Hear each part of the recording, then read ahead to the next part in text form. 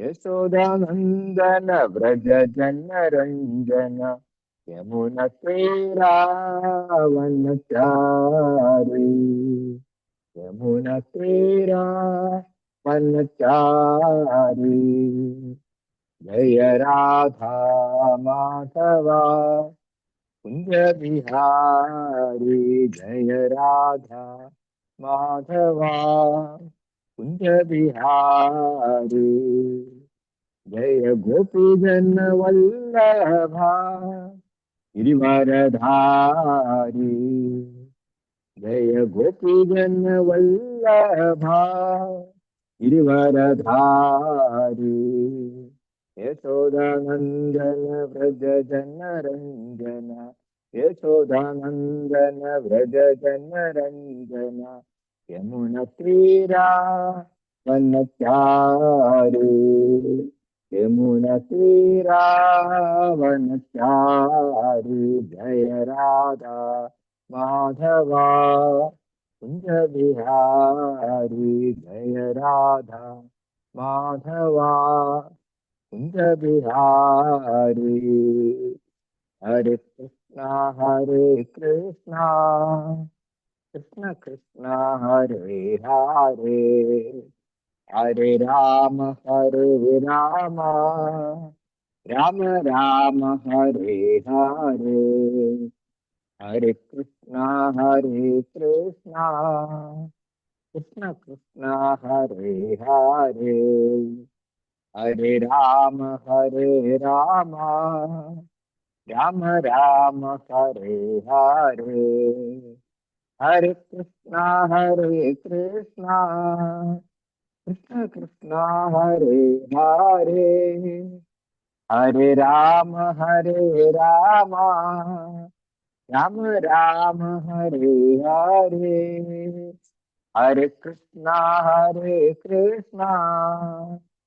कृष्ण कृष्ण हरे हरे हरे राम राम राम हरे हरे हरे कृष्णा कृष्ण कृष्ण हरे हरे हरे राम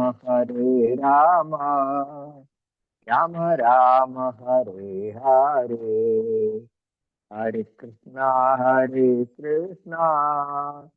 कृष्ण कृष्ण हरे हरे राम राम राम हरे हरे जय प्रभुपादा प्रभुपादा शिल प्रभुपाद जय गुरुदेवा गुरुदेवा जय गुरुदेव जय गौर हरि बोल हरि बोल हरि बोल जय गौर हरि बोल जय गौर हरि बोल हरि बोल हरि बोल जय गौर हरि बोल। ओम नमो भगवते वासुदेवाय ओम नमो भगवते वासुदेवाय ओम नमो भगवते वासुदेवाय। ओम अज्ञानतिमिरान्धस्य ज्ञानाञ्जनशलाकया चक्षुरुन्मीलितं येन तस्मै श्रीगुरवे नमः। श्रीचैतन्यमनोभीष्टं स्थापितं येन भूतले स्वयं रूपः कदा मह्यं ददाति स्वपदान्तिकं वन्देऽहं श्रीगुरो श्रीयुतपदकमलं श्रीगुरून् वैष्णवांश्च श्रीरूपं साग्रजातं सहगणललिता श्रीविशाखान्वितांश्च। हे कृष्ण करुणा सिन्धो दीनबन्धो जगत्पदे गोपेश गोपिका कान्त राधाकान्त नमोस्तुते। सप्तकाञ्चन गौराङ्गी राधे वृन्दावनेश्वरी वृषभानुसुते देवी प्रणमामि हरिप्रिये। वाञ्छाकल्पतरुभ्यश्च कृपा सिन्धुभ्येव च पतितानां पावनेभ्यो वैष्णवेभ्यो नमो नमः। श्रीकृष्ण चैतन्य प्रभु नित्यानंद श्री अद्वैत गदाधर श्रीवासादि गौरभक्तवृंद हरे कृष्ण कृष्ण कृष्ण हरे हरे हरे राम राम राम हरे हरे। मूगं करोति वाचालं भङ्गुं लङ्घयते गिरिं यत्कृपातमहं वन्दे श्रीगुरुं दीनतारिणं परमानन्दमाधवं श्रीचैतन्य ईश्वरं।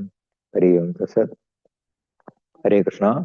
श्रीमद्भगवद्गीता യഥാരൂപത്തിന്റെ പഠനവേദിയിലേക്ക് എല്ലാ ഭക്തജനങ്ങൾക്കും ഹാർദവമായ സ്വാഗതം. പ്രകൃതി പുരുഷൻ ക്ഷേത്രജ്ഞൻ എന്ന 13-ാം അധ്യായമാണ് നമ്മൾ ചർച്ച ചെയ്തു വരുന്നത്. അർജുനന്റെ 6 ചോദ്യങ്ങൾക്ക് ഭഗവാൻ നൽകുന്ന മറുപടി. നമ്മൾ 16-ാമത്തെ ശ്ലോകത്തിലാണ് കഴിഞ്ഞ ആഴ്ച നമ്മൾ വായിച്ചു നിർത്തിയത്. ശ്ലോകം 17 മുതൽ നമുക്ക് വായിക്കാം. ശ്ലോകം 17. അവിഭക്തം ച ഭൂതേഷു വിഭക്തമിവ ച സ്ഥിതം ഭൂതഭർതൃ ച തജ്ഞേയം ഗ്രസിഷ്ണു പ്രഭവിഷ്ണു ച. അവിഭക്തം ച ഭൂതേഷു വിഭക്തമിവ ച സ്ഥിതം ഭൂതഭർതൃ ച തജ്ഞേയം ഗ്രസിഷ്ണു പ്രഭവിഷ്ണു ച.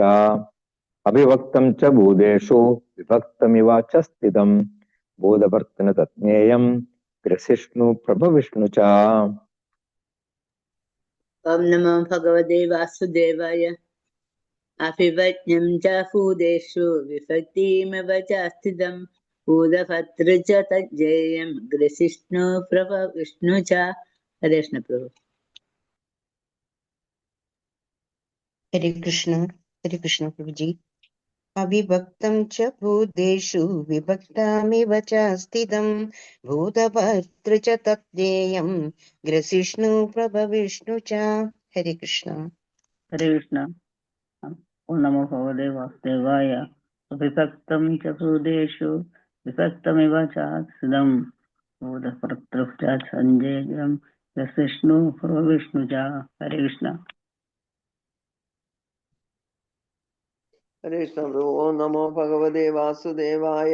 അവിഭക്തം ച ഭൂതേഷു വിഭക്തമിവ ച സ്ഥിതം ഭൂതഭർതൃ ച തജ്ഞേയം ഗ്രസിഷ്ണു പ്രഭവിഷ്ണു ച. ഹരേ കൃഷ്ണ. ഹരേ കൃഷ്ണ. ശീലപ്രഭുവാർത്തം. തത് ആ പരമാത്മാവ് അവിഭക്തം വിഭജിക്കപ്പെടാത്തതാണെങ്കിലും ഭൂതേഷു ഓരോ ജീവജാലത്തിലും വിഭക്തം ഇവച്ച വിഭജിക്കപ്പെട്ടത് എന്ന് തോന്നുമാറ് സ്ഥിതം സ്ഥിതി ചെയ്യുന്നതും ഭൂതഭർതൃ ച ജീവജാലങ്ങളെ നിലനിർത്തുന്നതോടൊപ്പം തന്നെ ഗ്രസിഷ്ണു സകലതിനെയും സംഹരിക്കുകയും പ്രഭവിഷ്ണു ച സൃഷ്ടിക്കുകയും ചെയ്യുന്നുവെന്ന് ന്യായം അറിഞ്ഞിരിക്കേണ്ടതാണ്. ആ പരമാത്മാവ് വിഭജിക്കപ്പെടാത്തതാണെങ്കിലും ഓരോ ജീവജാലത്തിലും വിഭജിക്കപ്പെട്ടതുപോലെ തോന്നുമാറ് സ്ഥിതി ചെയ്യുന്നതും ജീവജാലങ്ങളെ നിലനിർത്തുന്നതോടൊപ്പം തന്നെ സകലതിനെയും സംഹരിക്കുകയും സൃഷ്ടിക്കുകയും ചെയ്യുന്നുവെന്ന് അറിഞ്ഞിരിക്കേണ്ടതാണ്. പരമാത്മാവ് വാസ്തവത്തില് വിഭജിക്കപ്പെടുന്നില്ല. ഭഗവാൻ ആ പരമാത്മാവിന്റെ രൂപത്തില് വാഴുന്നുണ്ട്. അപ്പൊ അതിനർത്ഥം ഭഗവാൻ വിഭജിക്കപ്പെട്ടിട്ട് ഓരോ ജീവജാലങ്ങളിലും പ്രവേശിക്കുന്നു എന്നല്ല. അദ്ദേഹം ഒന്നാണ്. പരമാത്മാവ് എന്ന് പറഞ്ഞിട്ടുണ്ടെങ്കിൽ ക്ഷീരോദശായി വിഷ്ണു, ആ പരമാത്മാവാണ് എല്ലാവരുടെയും ഹൃദയത്തിൽ വസിക്കുന്നത്. ശ്രീല പ്രഭു അതില് ഒരു ഉദാഹരണം എപ്പോഴും പറയുന്നുണ്ട്. ഇപ്പൊ സൂര്യൻ ഉച്ച സമയത്ത് ഇപ്പൊ ആരോട് ചോദിച്ചാലും പറയും സൂര്യൻ തന്റെ തലയ്ക്ക് മുകളിലാണ് നിൽക്കുന്നത് എന്ന് പറയും. ഇതിപ്പോ ഇവിടെ ഈ മായാപ്പൂരിൽ നിന്നിട്ട് ചോദിച്ചിട്ടുണ്ടെങ്കിലും പറയും. ഇപ്പൊ കേരളത്തിൽ നിന്ന് ചോദിച്ചാലും പറയും. വേറൊരു സ്ഥലം 5000 മൈൽ ദൂരെ വേറൊരു സ്ഥലത്ത് നിന്ന് ചോദിച്ചാലും പറയും സൂര്യൻ എന്റെ തലയ്ക്ക് മുകളിലാണ് എന്ന് പറയും. അപ്പോ അതിനർത്ഥം ഓരോ സ്ഥലത്തും ഓരോരോ സൂര്യന്മാര് ഉണ്ട് എന്നല്ല. സൂര്യൻ ഒന്നേ ഉള്ളൂ. പക്ഷെ അതിന്റെ ആ വലുപ്പവും അതുപോലെ തന്നെ ആ ആകൃതിയും കാരണം എവിടെ നിന്ന് നോക്കിയാലും നമുക്ക് തോന്നുന്നത് സൂര്യൻ നമ്മളുടെ തലയ്ക്ക് മുകളിലാണെന്നാണ്. ഇപ്പൊ വാസ്തവത്തിൽ സൂര്യൻ ഒന്നേ ഉള്ളൂ. പക്ഷെ എല്ലാവർക്കും അവരവരുടെ തലയ്ക്ക് മുകളിൽ സൂര്യൻ നിൽക്കുന്നതായിട്ട് തോന്നും. അപ്പൊ അതിനർത്ഥം സൂര്യന്റെ അത്രയും സൂര്യന്മാരുണ്ട് എന്നാണോ? അല്ല.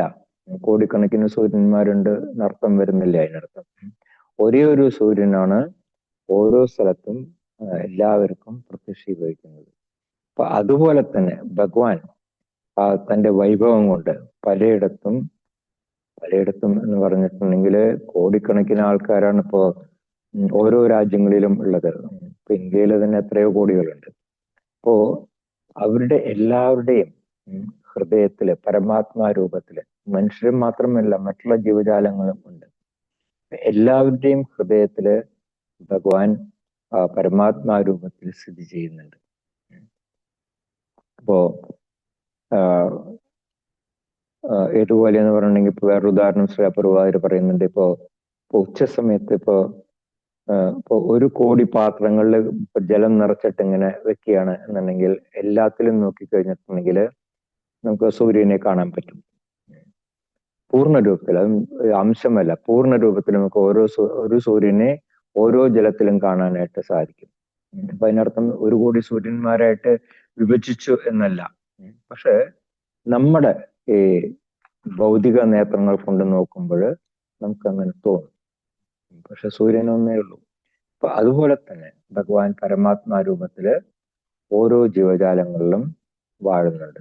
അതുകൊണ്ടാണ് ഈ ശ്ലോകത്തിൽ ഭഗവാൻ പറയുന്നത് വിഭക്തം ഇവസ്ഥിതം, വിഭജിക്കപ്പെട്ടതുപോലെ സ്ഥിതി ചെയ്യുന്നു, പക്ഷെ വിഭജിക്കപ്പെട്ടിട്ടില്ല. അപ്പോ ആ പരമാത്മാവ് തന്നെയാണ് എല്ലാ ജീവജാലങ്ങളെയും നിലനിർത്തുന്നതും. ഭൂതഭർത്തൃച്ച. അതുപോലെ തന്നെ ഇപ്പൊ പ്രളയകാലത്തിന് എല്ലാത്തിനെയും സംഹരിക്കുന്നതും അദ്ദേഹം തന്നെയാണ്. വിരസിഷ്ണു. ഭഗവത്ഗീതയിൽ ഭഗവാൻ തന്നെ പറയുന്നുണ്ട് മൃത്യു സർവഹരശ്ചാഹം, ഞാൻ മൃത്യുവിന്റെ രൂപത്തിൽ വന്നിട്ട് എല്ലാവരെയും ഹരിക്കും. ഹരിക്കും എന്ന് പറഞ്ഞാൽ ഇല്ലാതാക്കും എന്ന് പറയുന്നുണ്ട്. കുരുക്ഷേത്ര യുദ്ധക്കളത്തില് ഒത്തുചേർന്ന യോദ്ധാക്കളെ എല്ലാം തന്നെ താൻ ഗ്രസിക്കാൻ പോകുന്നു എന്ന് ഭഗവാൻ 11-ാം അധ്യായത്തിൽ പറഞ്ഞിരുന്നു, നമ്മളെ പഠിച്ചിരുന്നതാണ്. അപ്പൊ അദ്ദേഹം സർവസംഹാരകനാണ്. പിന്നീട് സൃഷ്ടിയുടെ ആരംഭത്തില് അദ്ദേഹം എല്ലാ ജീവജാലങ്ങളെയും വീണ്ടും പൂർവ്വസ്ഥിതിയിലാക്കുകയും ചെയ്യും. പ്രഭവിഷ്ണു, ഗ്രസിഷ്ണു, പ്രഭവിഷ്ണു. സംഹരിക്കുകയും ചെയ്യും, അതുപോലെ തന്നെ വീണ്ടും സൃഷ്ടിക്കുകയും ചെയ്യും. അപ്പൊ ചുരുക്കത്തില് എല്ലാ ജീവജാലങ്ങളുടെയും ഉദ്ഭവസ്ഥാനവും അതുപോലെ തന്നെ പ്രളയകാലത്ത് സംഹരിക്കുന്നതും പിന്നീട് സൃഷ്ടിയുടെ ആരംഭത്തില് ഓരോ ജീവജാലങ്ങളെയും പൂർവ്വസ്ഥിതിയിൽ സൃഷ്ടിക്കുന്നതും അതുപോലെ തന്നെ എല്ലാവരുടെയും ആ വിശ്രമ സങ്കേതവും ഇവിടെ പറയുന്നത് ഭൂതഭർത്തച്ച, ഓരോ ജീവജാലങ്ങളുടെയും ആ വിശ്രമ സങ്കേതവും ഭഗവാൻ കൃഷ്ണൻ തന്നെയാണ്. ഇത് തന്നെയാണ് തൈത്തരീയ ഉപനിഷത്തിലും പറഞ്ഞിട്ടുള്ളത് എന്ന് ശ്രീലപ്രഭുവാര് പറയുന്നു. ശ്ലോകം തൈത്തരീയ ഉപനിഷത്തിൽ നിന്ന് ഒരു ശ്ലോകം കോട്ട് ചെയ്തിട്ടുണ്ട്. യഥോവ ഇമാനി ഭൂതാനി ജായന്തേ യേന ജാതാനി ജീവന്തി പ്രയന്തി അഭിസംവിശന്തി തദ് ബ്രഹ്മ തദ് ജിജ്ഞാസ സ്വ എന്ന് തൈത്തരീയ ഉപനിഷത്തിൽ പറയുന്നുണ്ട്. നമുക്ക് അതിന്റെ അർത്ഥം മനസ്സിലായില്ല. അതാണ് ശ്രീലപ്രഭുവാര് വളരെ സിമ്പിളായിട്ട് എഴുതിയിരിക്കുന്നത്. ശ്ലോകം 18. ജ്യോതിഷാമപി തജ്ജ്യോതി തമസ പരമുച്യതേ ജ്ഞാനം ജ്ഞേയം ജ്ഞാനഗമ്യം ഹൃദി സർവസ്യ വിഷ്ഠിതം. ജ്യോതിഷാമപി തജ്ജ്യോതി തമസ പരമുച്യതേ ജ്ഞാനം ജ്ഞേയം ജ്ഞാനഗമ്യം ഹൃദി സർവസ്യ വിഷ്ഠിതം. ജ്യോതിഷാമപി തജ്ജ്യോതി തമസ പരമുച്യതേ ജ്ഞാനം ജ്ഞേയം ജ്ഞാനഗമ്യം ഹൃദി സർവസ്യ വിഷ്ഠിതം. ഓം നമോ ഭഗവതേ വാസുദേവായ. ജ്യോതിഷാമപി തജ്ജ്യോതി തമസ പരമുച്യതേ ജ്ഞാനം ജ്ഞേയം ജ്ഞാനഗമ്യം ഹൃദി സർവസ്യ വിഷ്ഠിത. കൃഷ്ണ ഹരേ കൃഷ്ണ. ജ്യോതിഷാമപി തജ്ജ്യോതി തമസഃ പരമുച്യതേ ജ്ഞാനം ജ്ഞേയം ജ്ഞാനഗമ്യം ഹൃദി സർവസ്യ വിഷ്ഠിതം. ഹരേ കൃഷ്ണ. പ്രഭുജി പ്രണാമം. ഹരേ കൃഷ്ണ. ജ്യോതിഷാമപി തജ്ജ്യോതി തമസഃ പരമുച്യതേ ജ്ഞാനം ജ്ഞേയം ജ്ഞാനഗമ്യം ഹൃദി സർവസ്യ വിഷ്ഠിതം. ഹരേ കൃഷ്ണ.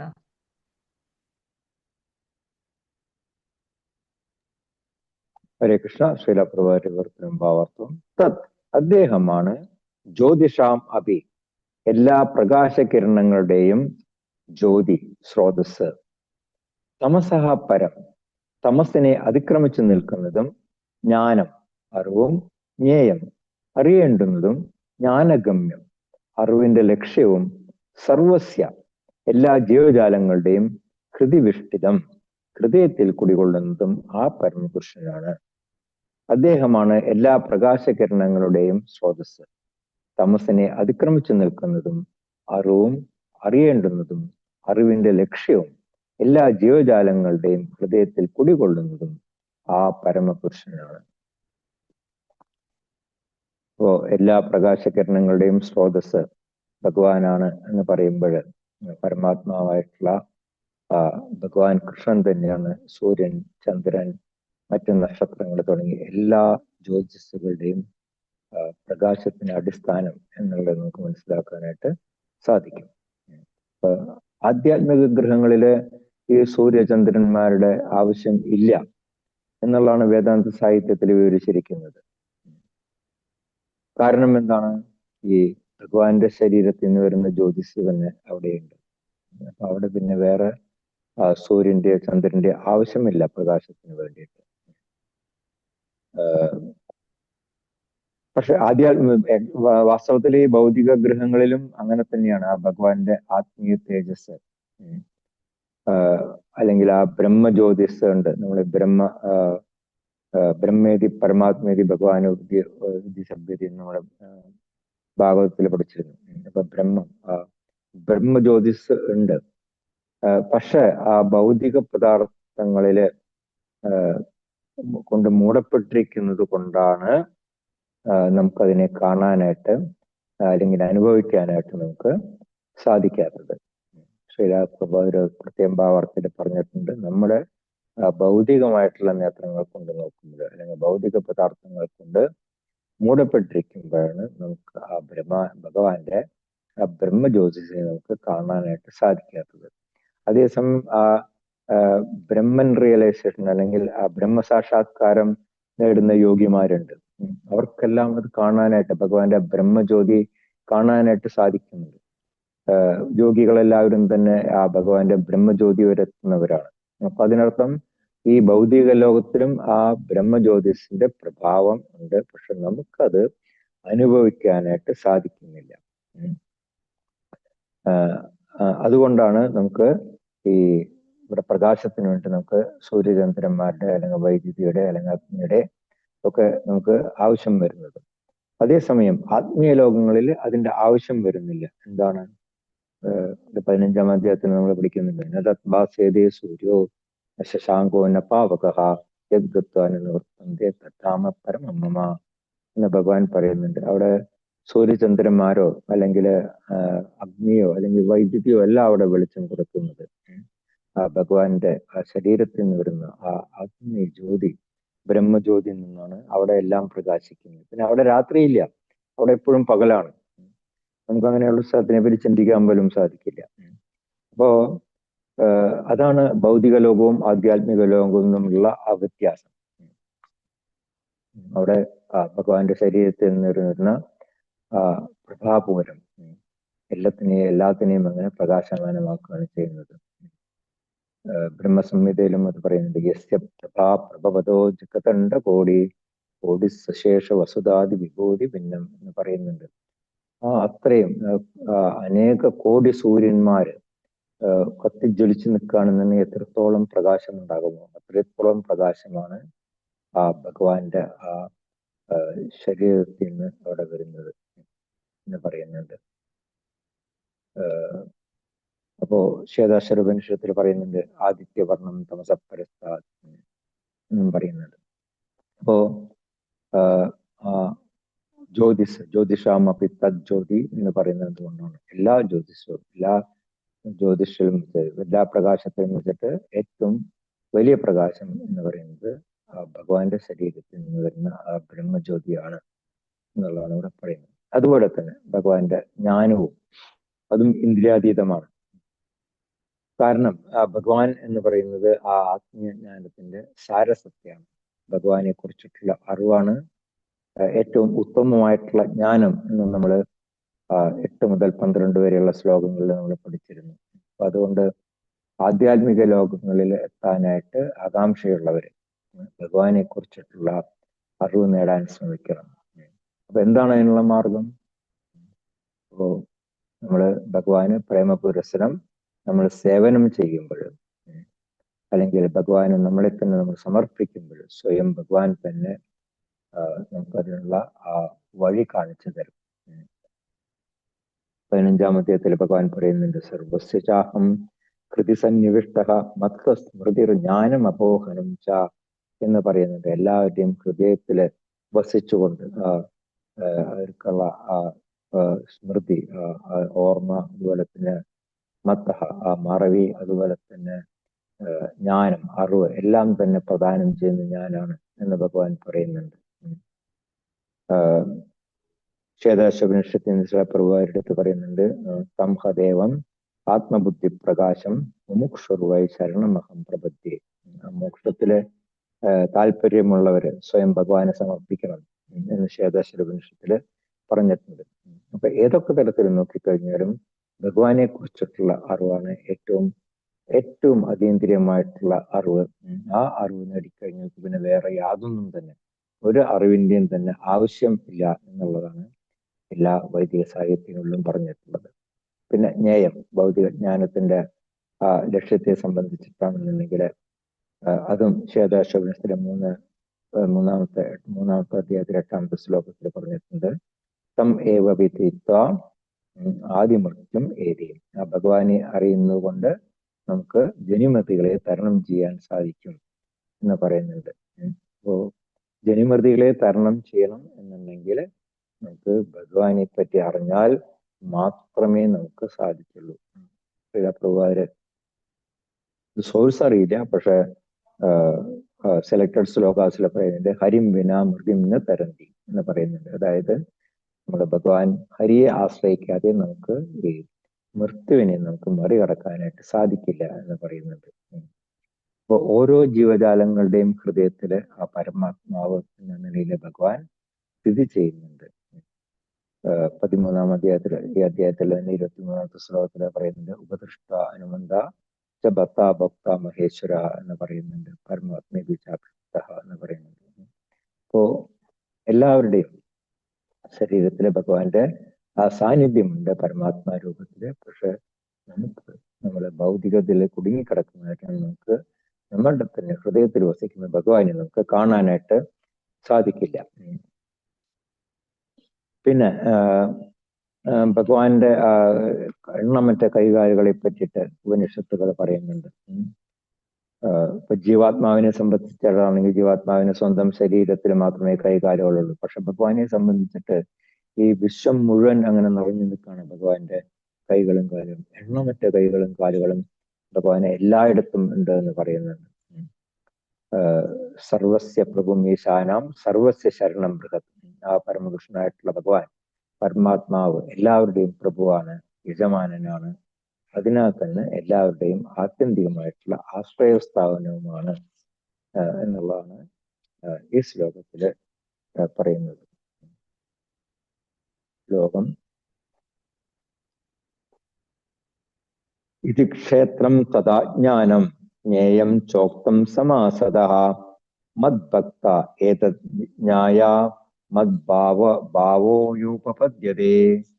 ഇതി ക്ഷേത്രം തഥാ ജ്ഞാനം ജ്ഞേയം ചോക്തം സമാസദഃ മദ്ഭക്ത ഏതദ് ജ്ഞായ മദ്ഭാവോയുപപദ്യതേ. ഇതി ക്ഷേത്രം തഥാ ജ്ഞാനം ജ്ഞേയം ചോക്തം സമാസദഃ മദ്ഭക്ത ഏതദ് ജ്ഞായ മദ്ഭാവോയോ ഉപപദ്യതേ. ഓം ശ്രീ ഗുരുഭ്യോ നമഃ. ഇതി ക്ഷേത്രം തഥാ ജ്ഞാനം ജ്ഞേയം ചോക്തം സമാസതഃ മദ്ഭക്ത ഏതദ്ജ്ഞായ മദ്ഭാവയോപപദ്യതേ. കൃഷ്ണ പ്രഭു. ഓം ഗുരുഭ്യോ നമഃ. ഇതി ക്ഷേത്രം തഥാ ജ്ഞാനം ജ്ഞേയം ചോക്തം സമാസതഃ മദ്ഭക്ത ഏതദ്ജ്ഞായ മദ്ഭാവയോപപദ്യതേ. കൃഷ്ണ. കൃഷ്ണ. ഓം നമോ ഭഗവതേ വാസുദേവായ. ഗുരുഭ്യോ നമഃ. ഇതി ക്ഷേത്രം തഥാ ജ്ഞാനം ജ്ഞേയം ചോക്തം സമാസതഃ മദ്ഭക്ത ഏതദ്ജ്ഞായ മദ്ഭാവോയോപപദ്യതേ. ഹരേ കൃഷ്ണ പ്രഭു. ഹരേ കൃഷ്ണ. ശിലപ്രഭാരൂപത്തിനും ഭാവാർത്ഥവും. ഇതി ഇപ്രകാരം, ക്ഷേത്രം ശരീരം, ജ്ഞാനം ജ്ഞേയം ച ജ്ഞേയം എന്നിവയെ പറ്റി സമാസതഃ സംക്ഷിപ്തമായി ഉക്തം ഞാൻ വിവരിച്ചു കഴിഞ്ഞു. മത് ഭക്തഃ എന്റെ ഭക്തന്മാർ ഏതത് വിജ്ഞായ ഈ വിഷയങ്ങൾ മനസ്സിലാക്കി മത് ഭാവായ എന്റെ ദിവ്യഭാവത്തെ പ്രാപിക്കാൻ ഉപപദ്ധ്യതയെ യോഗ്യരായി ഭവിക്കുന്നു. ഇപ്രകാരം ശരീരം, ജ്ഞാനം, ജ്ഞേയം എന്നിവയെപ്പറ്റി സംക്ഷിപ്തമായി ഞാൻ വിവരിച്ചു കഴിഞ്ഞു. എന്റെ ഭക്തന്മാർ ഈ വിഷയങ്ങൾ മനസ്സിലാക്കി എന്റെ ദിവ്യഭാവത്തെ പ്രാപിക്കാൻ യോഗ്യരായി ഭവിക്കുന്നു. ഇപ്പൊ 18 വരെയുള്ള ശ്ലോകങ്ങളില് എന്താ പറയുന്നത്, സമാസത വളരെ സംക്ഷിപ്തമായിട്ട് ഞാൻ ശരീരം, ജ്ഞാനം, ജ്ഞേയം ഇവയെ കുറിച്ചിട്ട് പ്രതിപാദിച്ചു കഴിഞ്ഞു എന്ന് ഭഗവാൻ പറയുന്നു. അപ്പൊ യഥാർത്ഥത്തിലുള്ള ജ്ഞാനം എന്ന് പറയുന്നത് അറിയുന്നവൻ, അറിയേണ്ടത്, പിന്നെ അറിവിന്റെ പ്രക്രിയ, ഈ 3 വിഷയങ്ങളുടെ സങ്കലനമാണ്. അപ്പൊ ഇവ 3 ചേരുമ്പോൾ അതിനെ വിജ്ഞാനം എന്ന് പറയും. നമ്മൾ ബുക്കെല്ലാം വായിച്ചിട്ട് നമുക്ക് കിട്ടുന്ന അറിവ് അത് ജ്ഞാനം, വെറും ജ്ഞാനമാണ്. പക്ഷെ നമ്മളിത് പ്രാക്ടിക്കലായിട്ട് നമ്മൾ ആ പ്രക്രിയ നമ്മൾ ഫോളോ ചെയ്യുമ്പോൾ അതിനെയാണ് വിജ്ഞാനം എന്ന് പറയുന്നത്, പ്രാക്ടിക്കൽ നോളജ്. അപ്പോ വിശുദ്ധ ഭക്തന്മാർക്ക് മാത്രമാണ് ഈ പരിപൂർണമായിട്ടുള്ള ജ്ഞാനം ഗ്രഹിക്കാൻ സാധിക്കുന്നത്. കാരണം കൃഷ്ണാവബോധത്തിൽ കൂടി മാത്രമേ നമുക്ക് ഭഗവാനെ മനസ്സിലാക്കാനായിട്ട് സാധിക്കുള്ളൂ. ഭക്ത്യാമ അഭിജാനാദി പഠിച്ചത്. ഇപ്പൊ കൃഷ്ണന്റെ പ്രവർത്തനങ്ങളിന് നമ്മൾ നമ്മുടെ പ്രജ്ഞയെ കേന്ദ്രീകരിക്കുക. വസുദേവ സർവമിതി, സർവവും ഭഗവാൻ കൃഷ്ണൻ തന്നെയാണ് എന്നുള്ള ആ ബോധം നമ്മൾ ഉണരുക. അത് ചെയ്യുമ്പോൾ മാത്രമാണ് നമുക്ക് യഥാർത്ഥത്തിലുള്ള ആ ജ്ഞാനം നമുക്ക് ലഭിക്കുന്നത്. ഭഗവാന്റെ സേവനത്തിനെ കുറിച്ചിട്ടുള്ള ആ അറിവിന്റെ ആദ്യത്തെ പടിയാണ് ഈ ഒരു അറിവ്. നാം ആരാണ്, ഭഗവാൻ ആരാണ്, നമ്മളും ഭഗവാനും തമ്മിലുള്ള റിലേഷൻഷിപ്പ്, ആ ബന്ധം എന്താണ്, അത് അറ്റുപോകാനായിട്ടുള്ള കാരണം എന്താണ്, നമുക്കത് എങ്ങനെ വീണ്ടും ഭഗവാനുമായിട്ടുള്ള ആ ബന്ധം പുനഃസ്ഥാപിക്കാം. ഈ അറിവുകളാണ് ഏറ്റവും പ്രധാനം. കാരണം ഈ ഒരു അറിവ് ഉണ്ടെങ്കിൽ മാത്രമേ നമുക്ക് കറ കളഞ്ഞ ആ ഭഗവത് സേവനത്തിൽ നമുക്ക് നമ്മളെ സമർപ്പിക്കാനായിട്ട് സാധിക്കുള്ളൂ.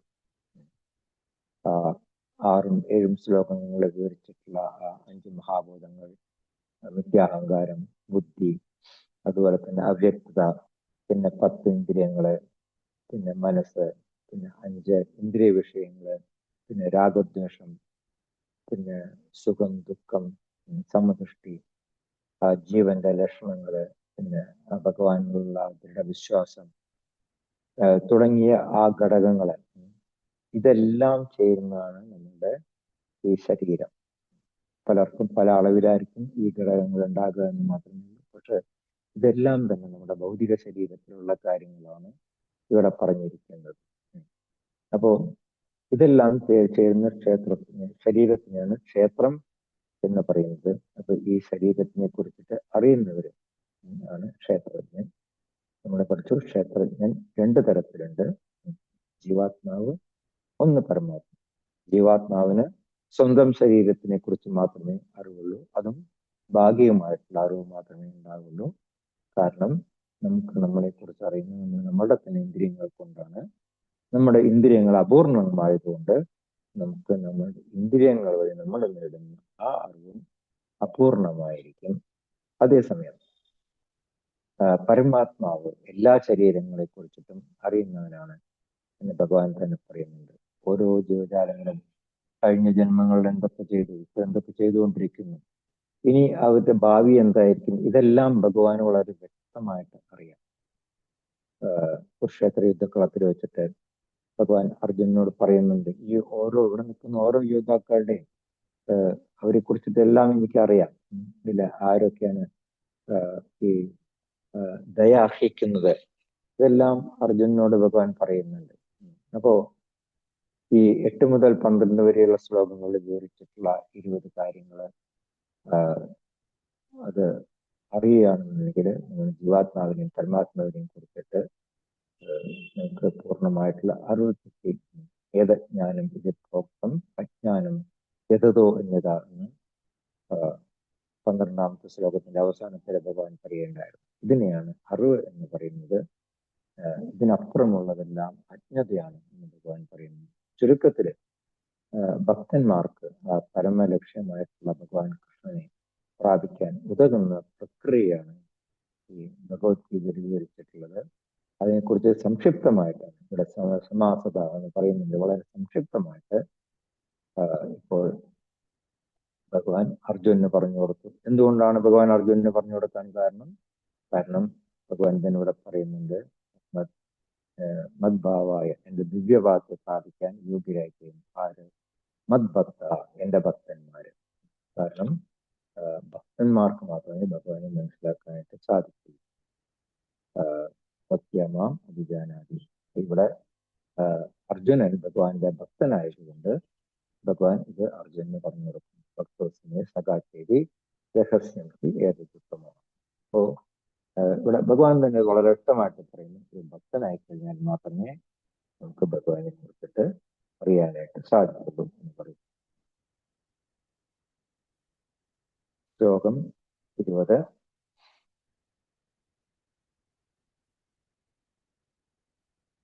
പ്രകൃതിം പുരുഷം ചൈവ വിദ്യാനാദി ഉഭാവപി വികാരാംശ ഗുണാംശൈവ വിദ്ധി പ്രകൃതി സംഭവാൻ.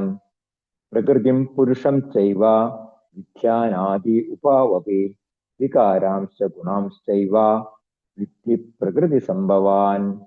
പ്രകൃതിം പുരുഷം ചൈവ വിദ്യാനാദി ഉപാവപി വികാരാംശ ഗുണാംശൈവ വിദ്ധി പ്രകൃതി സംഭവാൻ.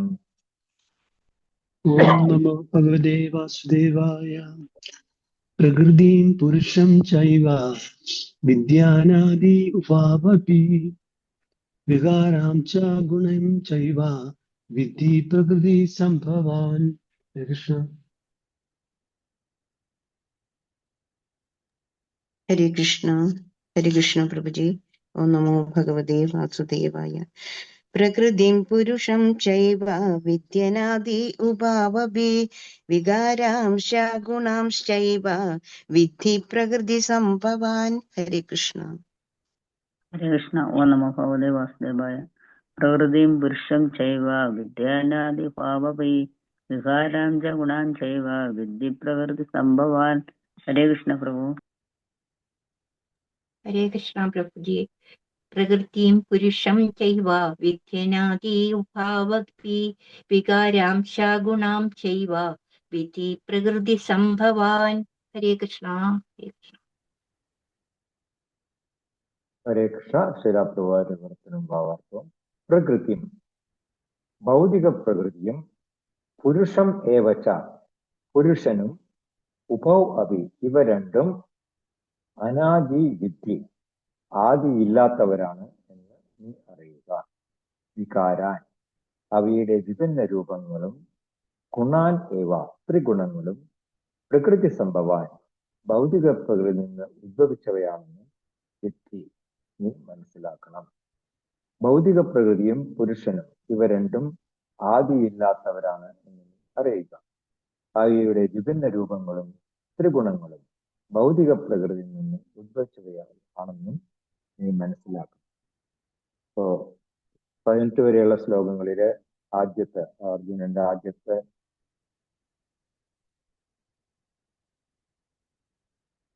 ആദ്യത്തെ 4 ചോദ്യങ്ങൾക്കുള്ള ഉത്തരം ക്ഷേത്രജ്ഞൻ, ജ്ഞാനം, ജ്ഞേയം, ഈ 4 കാര്യങ്ങളെ കുറിച്ചിട്ടാണ് ഭഗവാൻ ഉത്തരം കൊടുത്തത്. പിന്നെ അവശേഷിക്കുന്നത് 2 ചോദ്യങ്ങളാണ്. പ്രകൃതി എന്താണ്, ഈ പുരുഷൻ എന്താണ്. അപ്പോ അതിനെ പറ്റിയിട്ടാണ് ഇവിടെ ഭഗവാൻ പറയാനായിട്ട് തുടങ്ങുന്നത്. അപ്പോ എന്താണ് ഭൗതിക പ്രകൃതി, പിന്നെ പുരുഷൻ അല്ലെങ്കിൽ ജീവാത്മാക്കൾ. പുരുഷൻ എന്നുള്ള 2 അർത്ഥം വരുന്നത് ജീവാത്മാക്കളും പരമാത്മാക്കളും. അപ്പോ ഭൗതിക പ്രകൃതി എന്ന് പറയുന്നത് ഭാവാർത്ഥം വളരെ വിശദമായിട്ട് വിശദപൂർവ്വം. ഭൗതിക പ്രകൃതി എന്ന് പറയുന്നത് ആസ്വദിക്കാനുള്ളതാണ്. ആർക്ക് ആസ്വദിക്കാനുള്ളതാണ്? ഭഗവാൻ ആസ്വദിക്കാൻ വേണ്ടിയിട്ടാണ് ഭഗവാൻ ഈ ഭൗതിക പ്രകൃതിയെ സൃഷ്ടിക്കുന്നത്. ഈ ഭൗതിക പ്രകൃതി ആസ്വദിക്കാനുള്ളതെന്ന് പറയുമ്പോൾ ഭൗതിക പ്രകൃതി വളരെ ഭംഗിയുള്ളതായിരിക്കും. പ്രകാരം എന്ത് ഉദാഹരണം പറയുന്നത് സ്ത്രീയും പുരുഷനും തമ്മിലുള്ള ആ ബന്ധത്തിനെ പറ്റിയിട്ടാണ് പറയുന്നത്. ഇപ്പൊ സ്ത്രീകൾ എന്ന് പറയുന്നത് പുരുഷന്മാർക്ക് ആസ്വദിക്കാനുള്ളവരാണ്. അതുകൊണ്ട് തന്നെ സ്ത്രീകൾ വളരെ നല്ല രീതിയിൽ വസ്ത്രധാരണമൊക്കെ ചെയ്തിട്ട് നടക്കും. എന്തിനു വേണ്ടിയിട്ട്? പുരുഷന്മാർക്ക് കണ്ടിട്ട് ആസ്വദിക്കാൻ വേണ്ടിയിട്ട് എന്നൊക്കെ പ്രകാരം ഭാവാർത്ഥത്തിൽ പറയുന്നുണ്ട്. പക്ഷേ യഥാർത്ഥത്തില് ഭൗതിക ലോകത്തില് ഈ പുരുഷന്മാർ എന്ന് പറയുന്നത് നമ്മൾ ആരും തന്നെ പുരുഷന്മാർ അല്ല. എല്ലാ ജീവജാലങ്ങളും മനുഷ്യർ മാത്രമല്ല, നായ്ക്കള്, പൂച്ച, മരങ്ങള്, ജലജന്തുക്കള്, ബ്രഹ്മദേവൻ തുടങ്ങി ചെറിയ കീടാണുക്കൾ വരെ ബ്രഹ്മാദിയുടെ പദകാവതസ്ഥിതിയാണ്.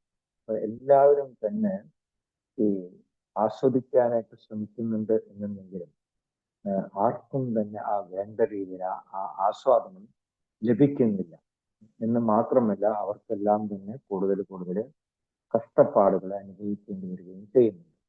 അതാണ് മായയുടെ പ്രഭാവം.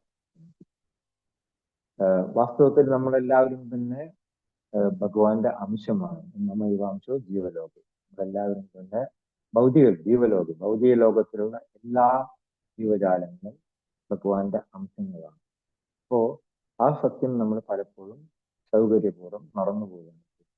അപ്പൊ നമ്മൾ എപ്പോഴും ഓർക്കേണ്ട ഒരു വസ്തുത എന്ന് പറയുന്നത് നമ്മുടെ കടമ ഭഗവാനെ ആസ്വദിക്കാൻ വേണ്ടിയിട്ട് ഈ ഉള്ള സാഹചര്യം ഈ ഭൗതിക പ്രകൃതിയില് സൃഷ്ടിക്കുക എന്നുള്ളതാണ്. കാരണം വൈദിക സൂത്രങ്ങൾ പ്രകാരം പുരുഷൻ ഒന്നേ ഉള്ളൂ, ഏകലേ ഈശ്വര കൃഷ്ണ ആരസഭൃത്യ. ബാക്കി എല്ലാവരും തന്നെ ഭഗവാന്റെ ഭൃത്യന്മാരാണ്. അപ്പോ അത് മനസ്സിലാക്കുന്നതാണ് യഥാർത്ഥത്തിലുള്ള ഭക്തി. പലപ്പോഴും നമുക്ക് ആസ്വദിക്കാൻ വേണ്ടിയിട്ട് ഉള്ള അനുകൂലമായിട്ടുള്ള സാഹചര്യങ്ങൾ സൃഷ്ടിക്കാനായിട്ട് നമ്മൾ പലപ്പോഴും ശ്രമിക്കും. പക്ഷെ ആർക്കും തന്നെ സന്തോഷം ലഭിക്കില്ല. കാരണം എന്താണ്? നമ്മളുടെ ആ കാമം, ഒരു പ്രത്യേക വസ്തുവിനോടുള്ള ഈ ആ ആസക്തി എന്ന് പറയുന്നത് അത് മായയുടെ പ്രഭാവം കൊണ്ട് അതിന് നമുക്ക് ഒരിക്കലും പുറത്തു കിടക്കാനായിട്ട് സാധിക്കില്ല. പൂങ്കാനം പറയുന്ന പോലെ 10 കിട്ടിയാൽ 100 വേണം, 100 കിട്ടിയാൽ 1000 വേണം, 1000 കിട്ടിയാൽ പിന്നെ കോടി വേണം.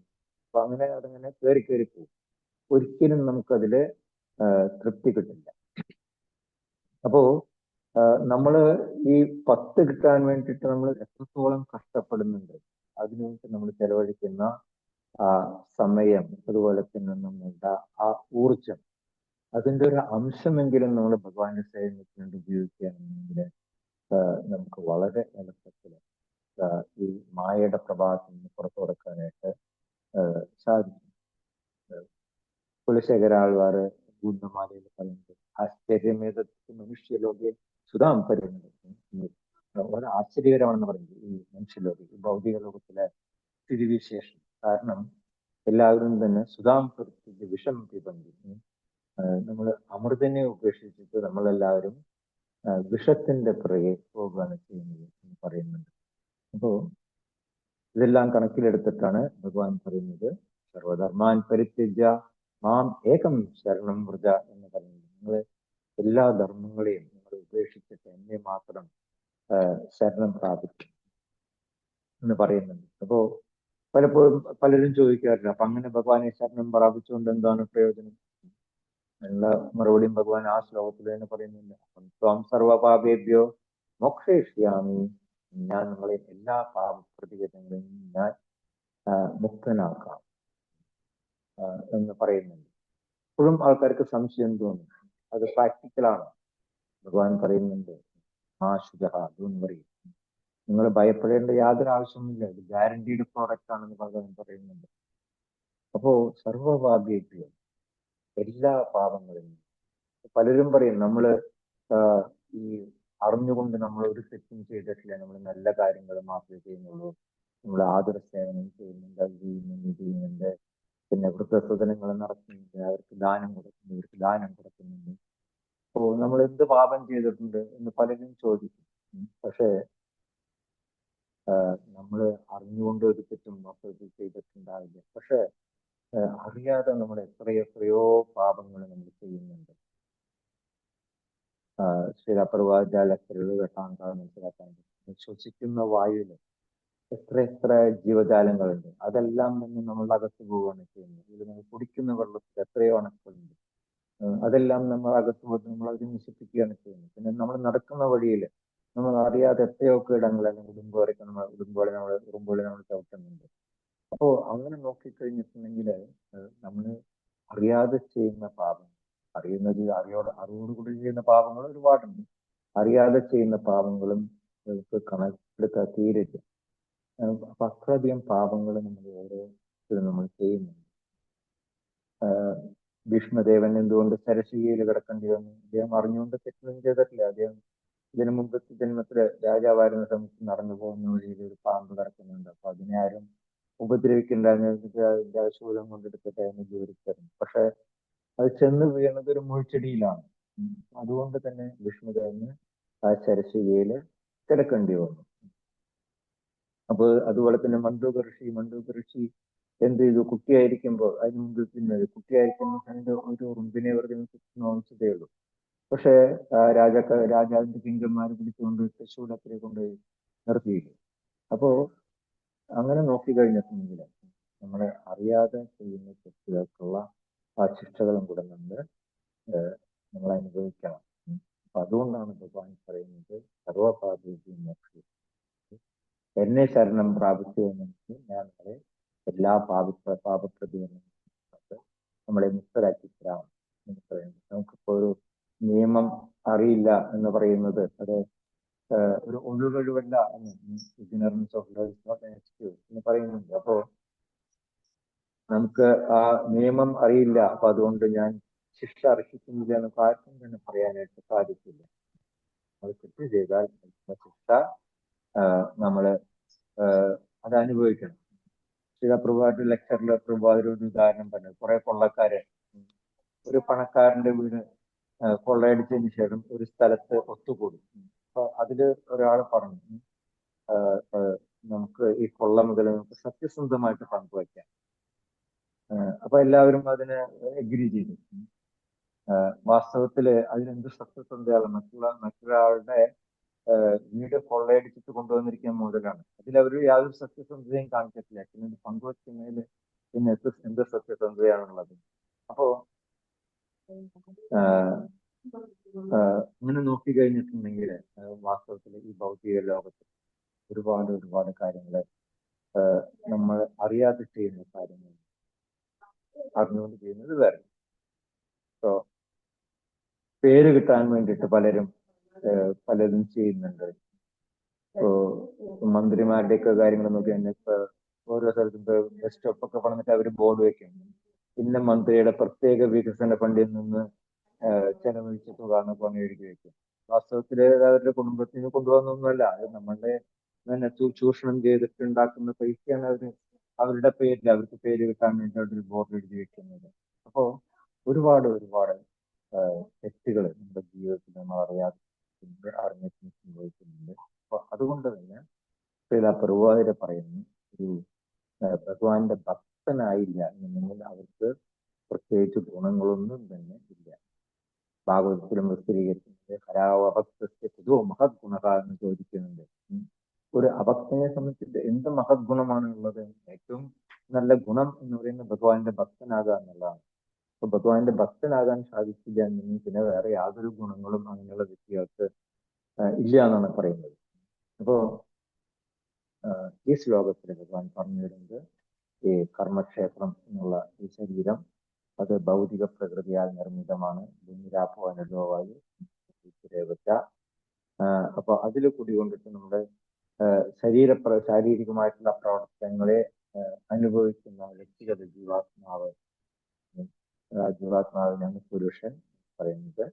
ക്ഷേത്രജ്ഞൻ വേറൊരു ക്ഷേത്രജ്ഞനും കൂടി ഇതേ ശരീരത്തിൽ തന്നെ വസിക്കുന്നത്, അതാണ് പരമാത്മാവ്, പരമകൃഷ്ണനായിട്ടുള്ള ഭഗവാന്റെ പ്രത്യക്ഷഭാവം. രണ്ടുപേരും തന്നെ ഭഗവാന്റെ പ്രത്യക്ഷഭാവങ്ങളാണ്.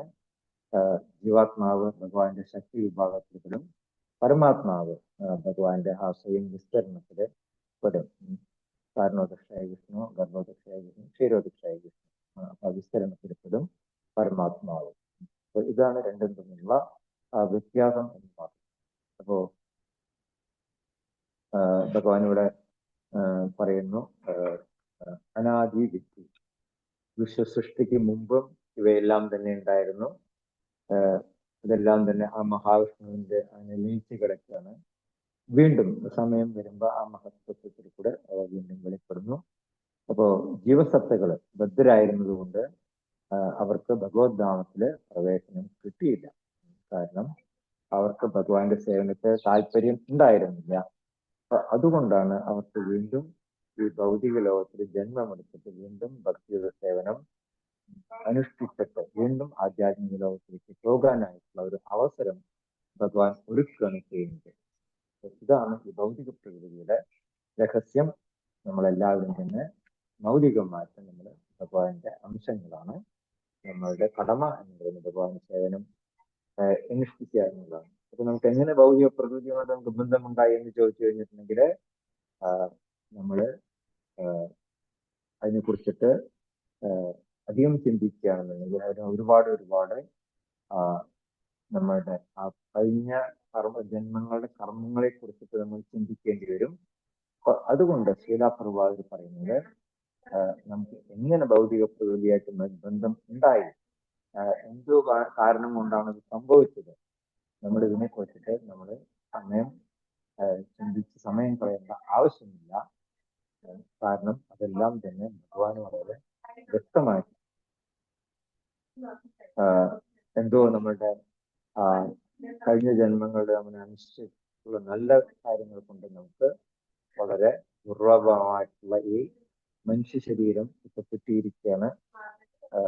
7ാം സ്കന്ധത്തിൽ പ്രഹ്ലാദ് മഹാരാജാവ് പറയുന്ന പോലെ ദുർലഭം മാനുഷം ജന്മം തത് അതി അധ്രുവം അർത്ഥതം എന്ന് പറയുന്നത് വളരെ അപൂർവമായിട്ട് ലഭിക്കുന്നതാണ് ഈ മനുഷ്യജന്മം.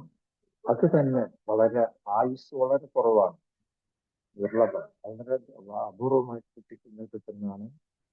അത് തന്നെ വളരെ ആയുസ് നമുക്ക് കുറവാണ്. കാരണം ആകെ മാക്സിമം കിട്ടാൻ പോകുന്നത് 100 വർഷമേ ഉള്ളൂ ഈ മനുഷ്യ ശരീരത്തിൽ. അത് തന്നെ യാതൊരു ഗ്യാരണ്ടിയില്ല. അപ്പോ ഈ ഇത്രയും ചുരുങ്ങിയ വർഷം കൊണ്ട് നമുക്ക് ഭഗവത് സാക്ഷാത്കാരം നേടാനായിട്ടുള്ള അവസരം ഉണ്ട്. നമുക്ക് ഗുരുക്കന്മാരുടെ കരുണ കൊണ്ട് നമുക്ക് അവസരങ്ങൾ കിട്ടുന്നുണ്ട്. അപ്പൊ നമ്മള് അത് നമ്മളത് സാർത്ഥകമാക്കണം. എങ്ങനെ നമ്മൾ ഭക്തിയുടെ സേവനം അനുഷ്ഠിച്ചുകൊണ്ട് അതുപോലെ തന്നെ ആധ്യാത്മിക ഗുരുവിനെ സേവിച്ചുകൊണ്ട് നമ്മൾ നമ്മുടെ ജീവിതം സാർത്ഥകമാക്കണം. ദുർലഭമായി കിട്ടിയിട്ടുള്ള ഈ മനുഷ്യ ശരീരം നമ്മൾ അതിനുവേണ്ടി ഉപയോഗിക്കണം. അല്ലാതെ നമ്മൾ ഭൗതികമായിട്ടുള്ള ആസ്വാദനത്തിന് വേണ്ടിയിട്ടുള്ള നമ്മുടെ ജീവിതം ഉപയോഗിക്കേണ്ടത് എന്നുള്ളതാണ് ഇവിടെ ഈ ശ്ലോകത്തിന്റെ രത്നചുരുക്കമായിട്ട് പറയുന്നത്. ഹരേ കൃഷ്ണ കൃഷ്ണ കൃഷ്ണ ഹരേ ഹരേ, ഹരേ രാമ രാമ രാമ ഹരേ ഹരേ. നിരന്തരാശ്രമ ഭഗവത്ഗീത की जय,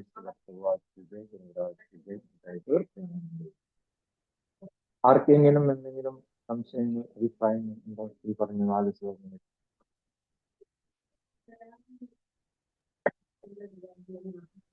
ഹരേ കൃഷ്ണ. എന്തെങ്കിലും സംശയം ഉണ്ടോ ചോദിക്കാം.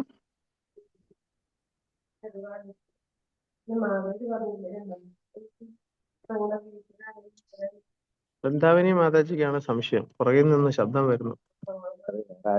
സംശയം തീർത്തു കൊടുക്കുന്നില്ല. ഹരേ കൃഷ്ണ. എല്ലാരും വരിക. എല്ലാവർക്കും മനസ്സിലായി പ്രഭു? വളരെ സന്തോഷം. പ്രഭുജിയോട് ആദരപൂർവ്വം 3 പ്രാവശ്യം ഹരേ കൃഷ്ണ മഹാമന്ത്രം പറഞ്ഞ് വൈൻഡപ്പ് ചെയ്യാം. ഹരേ ഹരേ കൃഷ്ണ. ഹരേ കൃഷ്ണ.